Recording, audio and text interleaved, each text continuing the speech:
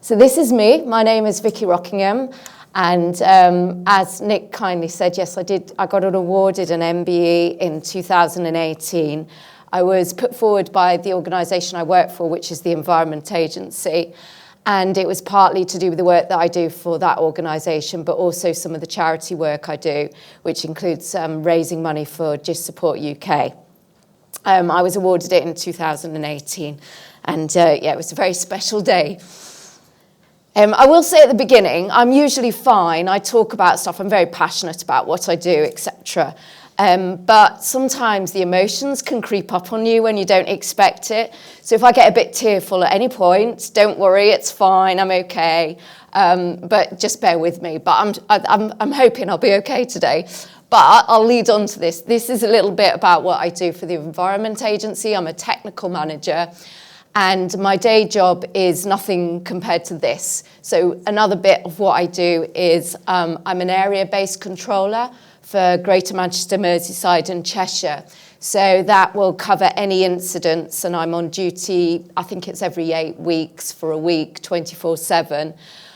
You might have noticed there's been quite a bit of rain recently. And this is a picture of me a couple of weekends ago when I was in our control room, kind of working out what we were doing in terms of the rain and in terms of what was being forecast, reacting to what the rivers were doing. And on the top right-hand side, that's Northwich, where we have demountable barriers. So we have to work out at what point we put those barriers up to protect 400 homes and businesses in the middle of Northwich. And at the bottom is Salford, where we have a couple of flood basins which provide green space and amenities when the weather is dry, but also protect, I'm just going to grab my figures, 2,000 homes, some of which were flooded on Boxing Day 2015. Yes, I was in the incident room again at that point. And those were all protected this time round. It's the River Irwell that flows through there, and I think they were working out it's something like, when the river's at its height, 120 rhinos per second. That's the power of the water that goes through there. So this time round, those homes were protected. There was a really good ITV programme called Britain Underwater, so if you want to find out a bit more about what we do, look that up. I also set up a cancer network within our organisation. So I was diagnosed in 2007. I'd been working for the organisation then for a number of years. And what I think I recognised is that I was going to be living with cancer for a long time. There was never going to be a cure for me. So I set up this network to support it was in 2017, to support not only people affected by cancer, but actually some of our line managers. How do you deal with somebody when they come to you and say, I've been diagnosed with cancer, but I still want to work? This is our chief executive, Sir James Bevan. He's really, really supportive. This was on World Cancer Day, and where he was saying he was pledging to ensure that anybody within our organisation that is affected by cancer feels supported. So we really do have that support from the top. There's no kind of fear about, I've got cancer, will I be sacked? So this is me shortly before I was diagnosed with cancer, very young looking there. And this must have been back in about 2007. So on Christmas Eve, 2007, whilst I live in Manchester, whilst staying down in Dorset, looking with some friends, I ended up vomiting blood, went to A&E, quite a similar story, I'm sure, to many people. And they did a endoscopy, found a tumour, found an ulcer that was bleeding. I went back to the ward. My husband went home with some friends to go and see the kids and kind of work out what we were going to do. And then the next minute he got a call saying, you need to come back straight away, your wife is gravely in danger. And all I can remember is sitting up, throwing up, couldn't tell you what it was. And what had happened is the ulcer had ruptured. Fortunately, being in A&E, they managed to rush me off to theatre. Just so happened, this was Christmas Eve, the consultant on call was a stomach specialist. They removed the tumour with a 1 centimetre clear margin, and they thought that they'd got it all, but they did find cancerous cells in the blood vessels. So I was kind of prepared that, you know, it may come back eventually. He was like all full of it, apparently, according to my husband, because he'd saved my life. My husband bought him a bottle of whiskey to say thank you very much.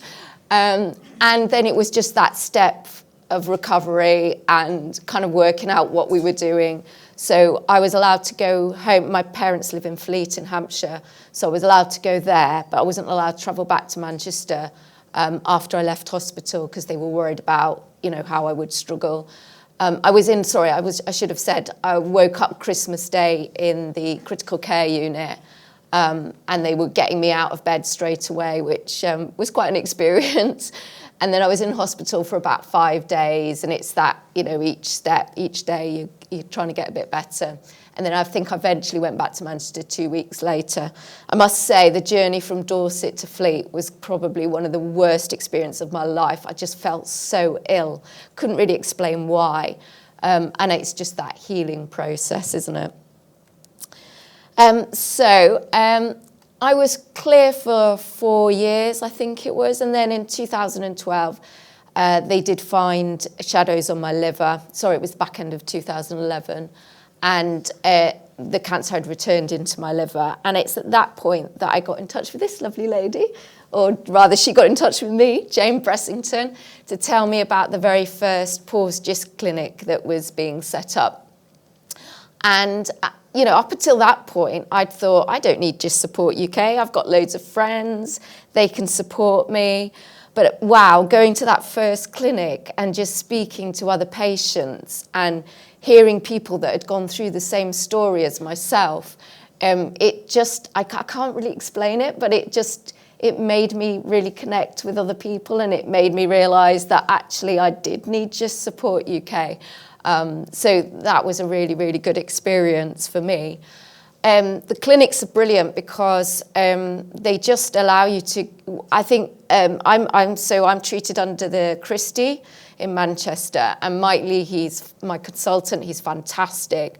But what he is mainly focused on is how is the drug that I'm on at that time working for me, whereas Dr. Belusu is more interested in me as a whole person.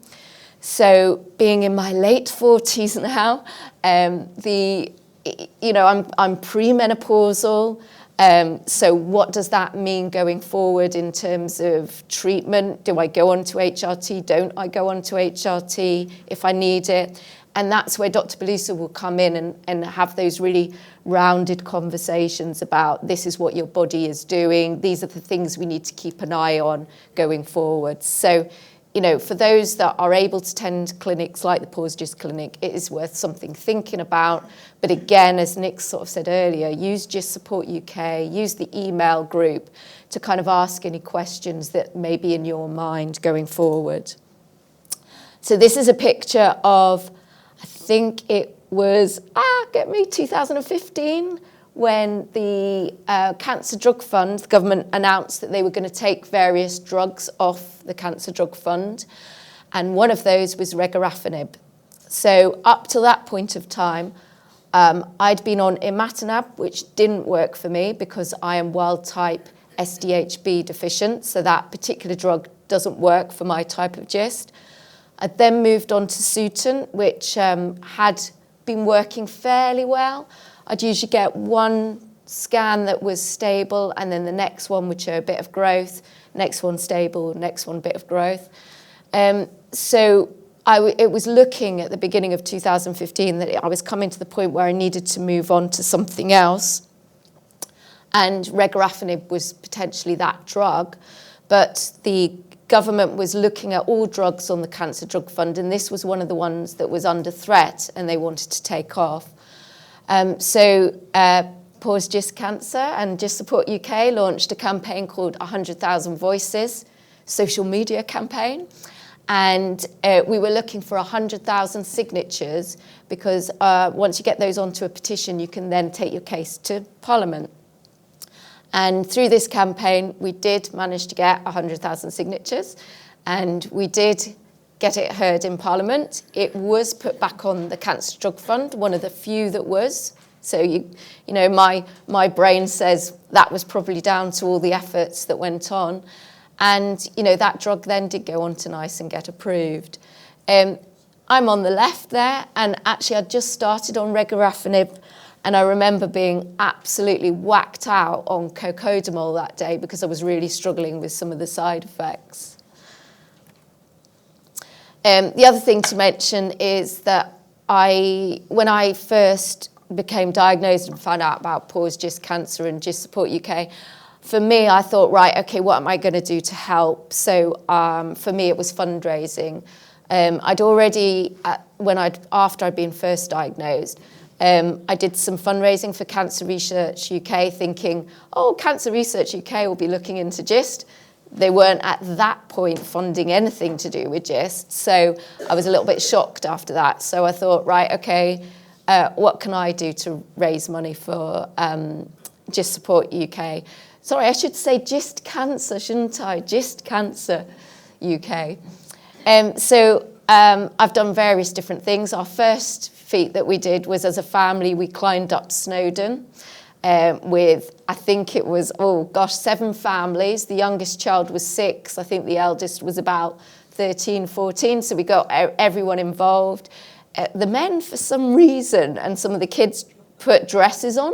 I've got no idea why. I think they just wanted to pay attention to themselves. And then from there, other fundraising that I've done is I ran the Leeds half marathon. It was 25 degrees in Leeds that day. And I forgot, having gone to university in Leeds, it's quite hilly, so it was a bit challenging. But I did it in 2 hours 16, so I was really proud of myself. And the other picture is of me abseiling down the Spinnaker Tower. There was a lady called Mary Bird who organised a number of people. I think there were 50 of us. And we all abseiled Spinnaker Tower. At the time that we did it, I did it with a couple of friends and my husband as well. And I went down just before my husband, and he then came down shortly afterwards and was coming down really quickly, and everyone was thinking, oh, how romantic, he's trying to catch up with his wife. And then they saw him just go shooting down past me because he was absolutely petrified and he just wanted to get down as soon as he could.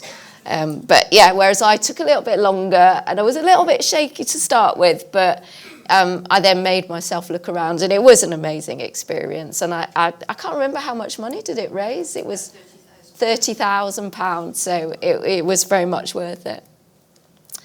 So coming on to what I was really here to talk about. Sorry if I'm taking a bit longer than I should.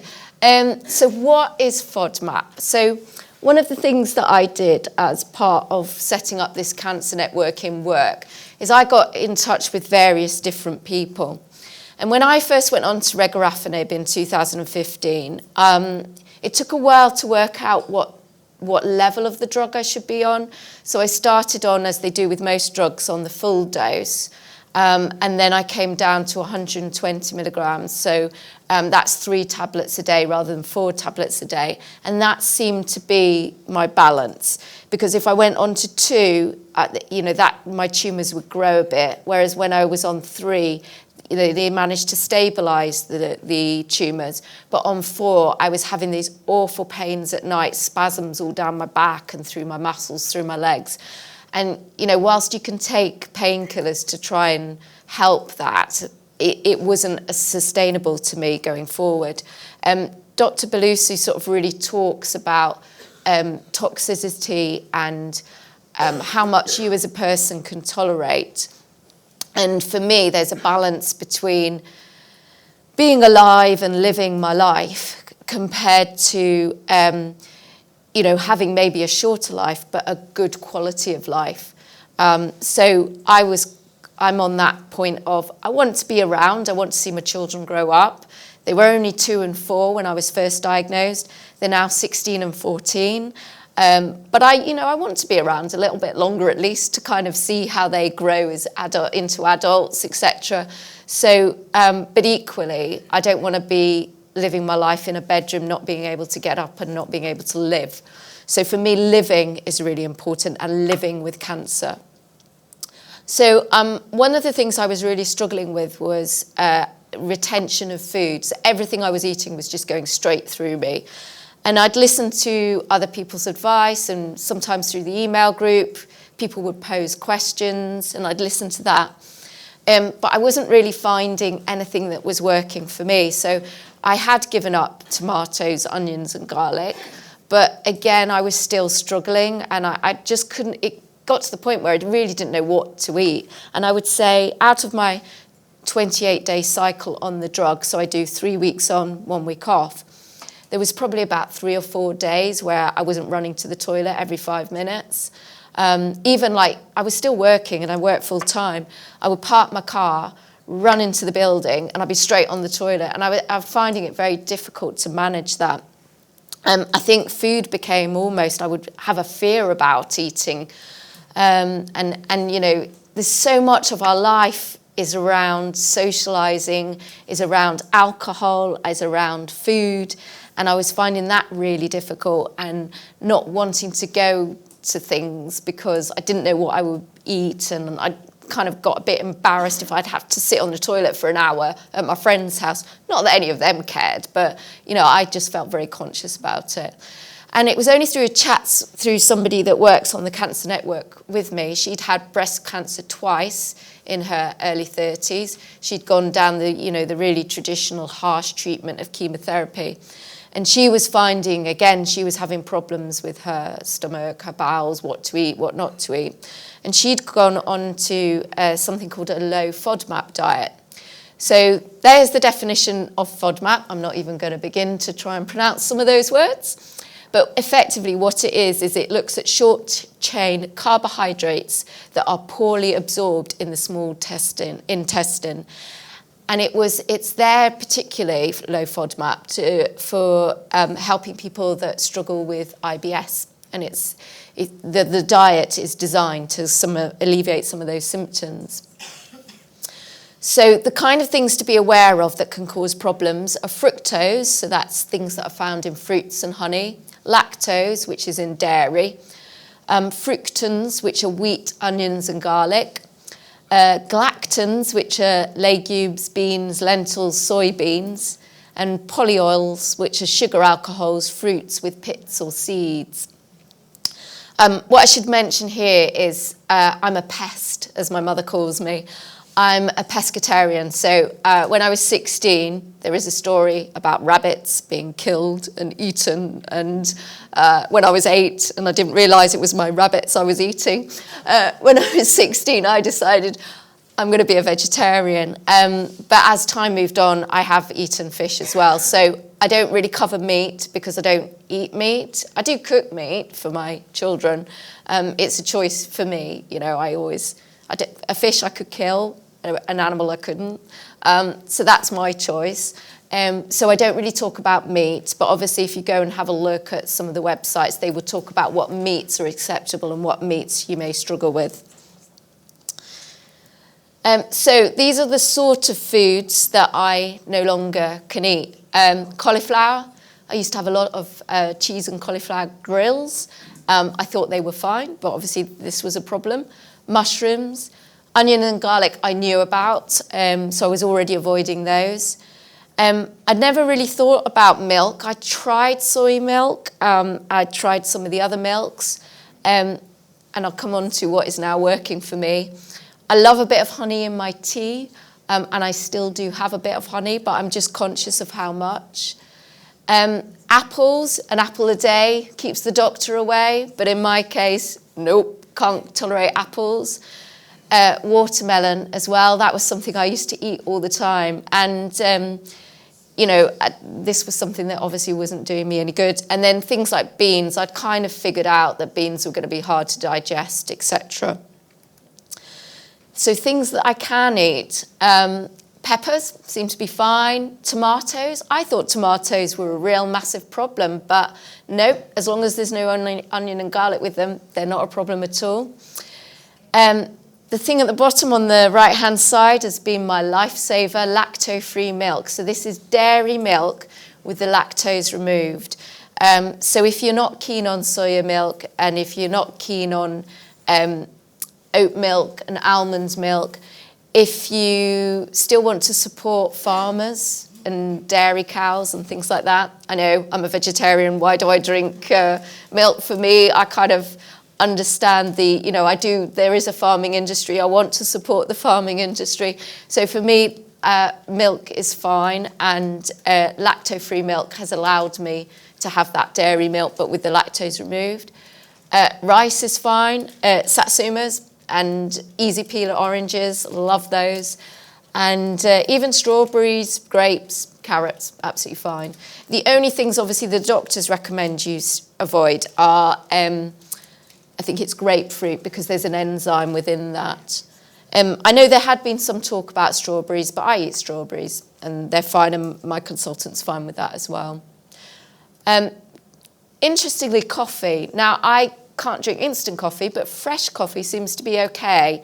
I do find as I get to my 3rd week of my cycle, I have to be a bit careful about how much coffee I drink. And the other thing is bread. Gluten can be an issue, but we actually make our own bread. We've just got a bread maker, and that seems to be okay. Whereas if I go and get cheap shop bread, that seems to be a problem. I can't have lots of bread, but the odd slice of toast seems to be all right. So I think a lot of this is about trialing your own bodies and seeing what works for you, because we're all different, and what might work for me might not work for you. But definitely following that low FODMAP and then gently introducing different things and finding out what works, what doesn't work. You can get, there's a really good PDF document, there's various ones on the website, but that's the one that I printed off and we have on our kitchen wall. My husband will sometimes, he does the majority of the cooking, he does sometimes go, can you have this, can you have that? And I'm like, look at the diagram there, that'll tell you. So things like spring onions are okay. So you made a really lovely goulash the other day and used spring onions instead of onions and things like that. Through all of this, I'm quite a small person anyway, I was down to about 6.5 stone, and what I was struggling with was just energy levels, and I'm a mum, I work full time, I just was exhausted permanently. And I did still exercise through all of this as well. And obviously, I'd say I often did a Paula Radcliffe, because you'd go out and you'd be running and then you'd be like, oh, I need the toilet, and then having to run back really quickly. So it wasn't great. But through following this diet, I now don't have any of those issues. Maybe 1 or 2 days a week I have to be a little bit careful. But I've put on 1.5 stone. I feel amazing compared to where I was previously. I've got loads more energy, and I'm just able to do much and be a busy person that I naturally am anyway. So it has been an absolute lifesaver for me. So over to you. Any questions? I was just going to say one thing I didn't mention that I meant to mention actually is the diagnosis can have a massive impact on you. And I remember sobbing my heart out to Mike Leahy, who was really patient with me, going, how long am I going to live? Are my children going to know me? And he was like, no one can answer that question for you, Vicky. We'll have to see. So I said to him, I'm going to give you a challenge. I want to see my children grow up. I want to see them leave secondary school. And my youngest is in his I'll call it 3rd year for those that are a bit older to understand what that means. It's year 9. And so he's got another couple more years to go. And so, I've been given that opportunity. But what I would say is it's been a journey, and I've been living with this since 2007. So I've managed to get my head around. And there's a really good phrase about accept the diagnosis, fight the prognosis. This was talked about on the news recently about there were these 3 sports people that all suffer from motor neurone disease, and that's one of their mantras. And actually it's something I've been living with for a while. But do not underestimate the impact, not just on you, but actually your family. So the person in our lives that really struggles with this is my husband. I think he finds this much more difficult than I do. And I think he's actually suffering from post-traumatic stress syndrome, from being in that car and being told your wife's gravely ill, rushing back to the hospital, not being able to find out where I was because I was still in theatre. And I think all of that is still having an impact on his life. Difficult to know with my kids because they've grown up with this. We were very open from the beginning. My son called it cancer before we'd even mentioned the word cancer to him because he just picked up on stuff and put 2 and 2 put together. So whilst some of my family were like, you can't tell the children, you've got to hide it from them, everybody else, the specialists, were saying, no, you've got to talk to them. They need to understand this. They need to not be frightened by this. So it does have a big impact. So, yeah, and just be aware of that. But there are so many different support services out there that can help you through this. Yeah, absolutely. This afternoon, we've got a session on mental health, which is what this is touching on. And I completely agree with you. Similarly with me, when I was diagnosed, my daughter was going through her O-levels. They're called GFCs, something or other now. She was going through those, and it was easier for me, I felt, than perhaps my wife. But I found out how difficult that was 18 months later when my wife was diagnosed with breast cancer. So she went through it, and because I'd been through it, I found it was a strange sensation. She was my carer, then I became her carer. So when you hear on the telly, when they say 1 in 2 people are diagnosed with cancer, we always look at each other and say, 2 in 2 of us, for us two. But my daughter was doing her A-levels when my wife was going through cancer. She's now a trainee lawyer. So, we've always had a positive mental attitude, and I'm sure we will talk about this afternoon during that session. But I'd like to say you, to me, are a picture of health now. And I think what you have found out about your own body and how the food that you put into your body helps you have a normal life and a normal day of living, is amazing. And I've certainly learned something, from what you've said. And let's see if there's any questions from anybody out there. There is. You're making me work today. Whilst you're just going there, I'll say I've been on regorafenib for 5 years now, and it is still working for me. So when it was being considered to be taken off the Cancer Drug Fund, the media were reporting it lasts for 9 months, it's really expensive, the side effects are intolerable. Well, actually, I'm a standing example here of 5 years on, this drug is working for me and I'm having a pretty much normal life. Yeah, I'm on regorafenib, and having been through imatinib and sunitinib. On the 3-week on, 1 week off, on the 2nd and 3rd week, I do find it difficult. I look at my food and sometimes I don't really want it. And sometimes I have to try and force myself to eat. But recently, over this last few weeks, I've been experimenting with smoothies. And the type of smoothies where you have 50% greens, maybe kale, spinach, or other greens, and then the other type, additionally, fruit and seeds. And it's very early to say whether it's really helping, but I think it is helping because it's getting the nutrients into me, and I feel very positive about it. So it sounds a strange thing to have a smoothie with green and fruit and seeds, and then maybe you're drinking something that's green. I mean, that is weird, but I think it's helping. So I just thought, maybe it's something worth other people would like to try. I have tried that as well. I used to NutriBullets. I've got NutriBullets at home.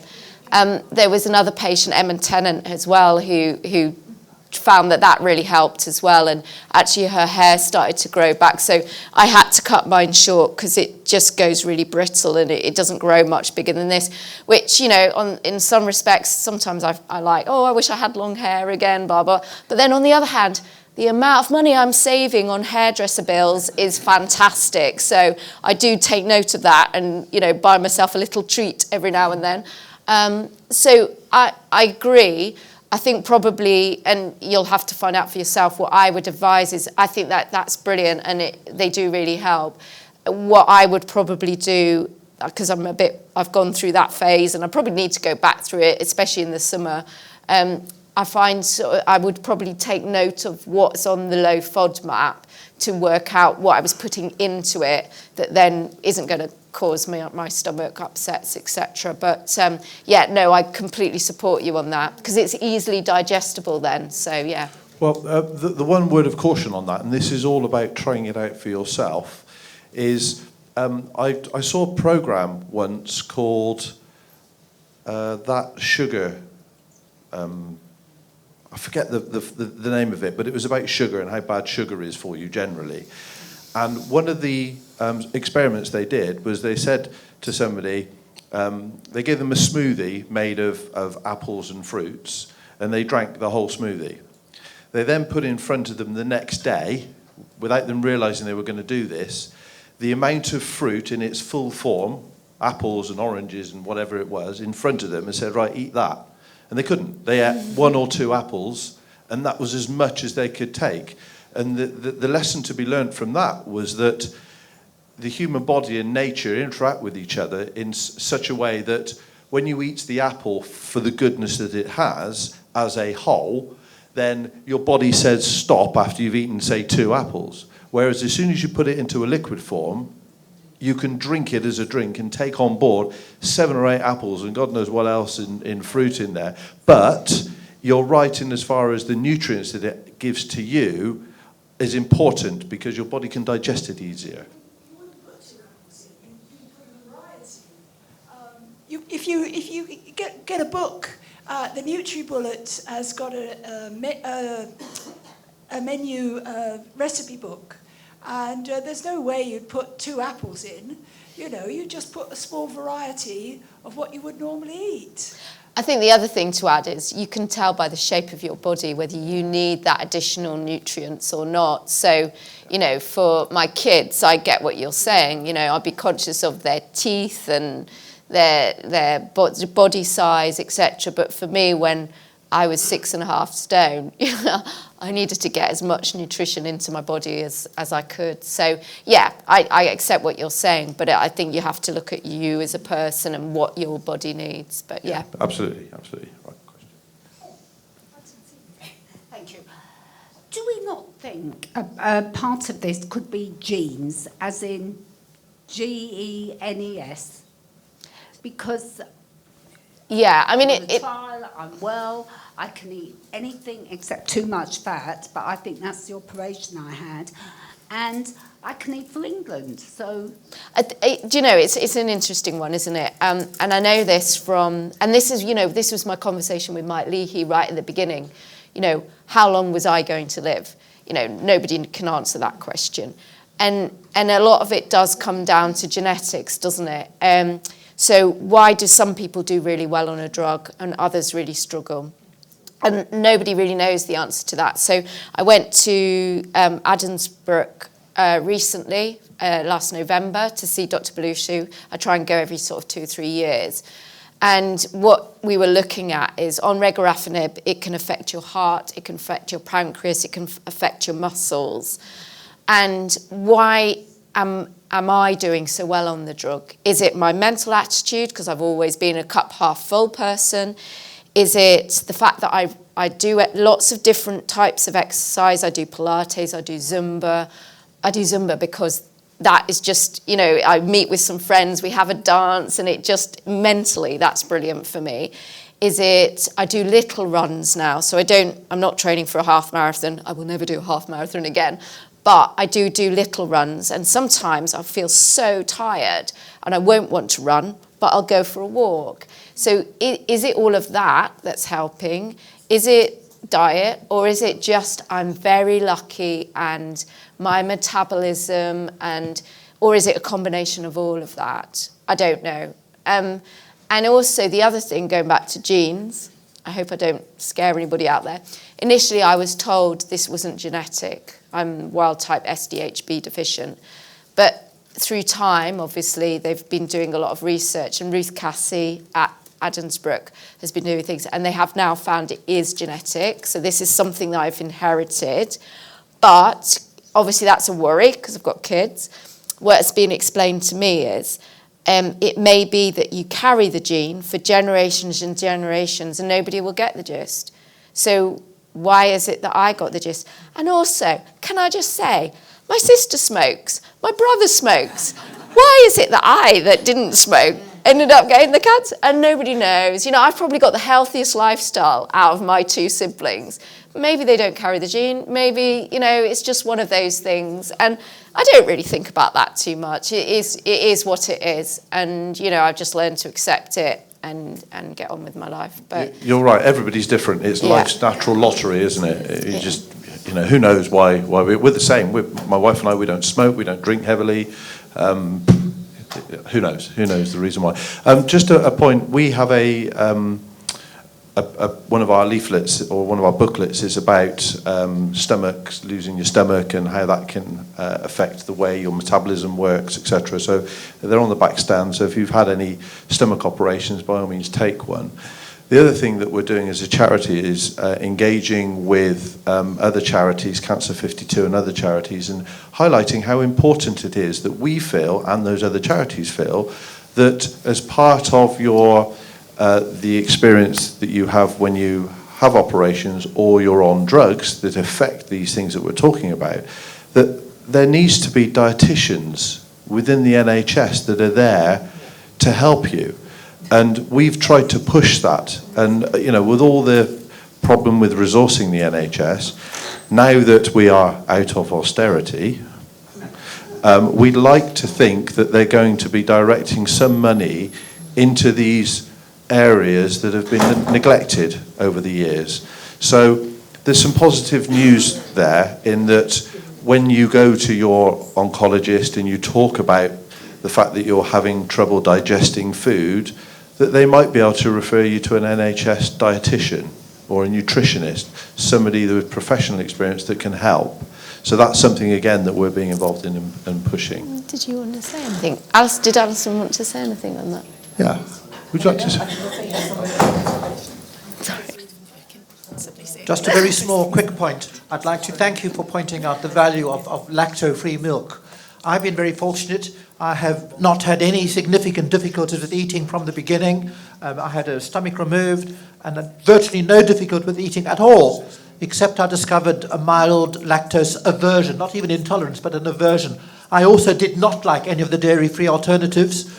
I had never heard of lacto-free milk until a dietitian suggested it to me.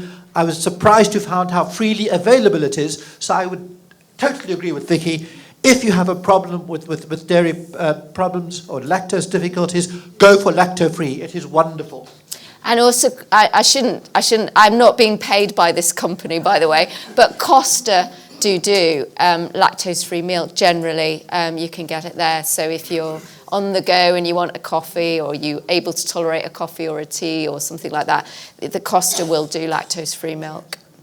You just sent a shiver down my spine. My wife runs a cafe in Costa Rica. Oh, I'm sorry. I'm sure a lot of independent coffee places will do it too. We do soya, we do lactose.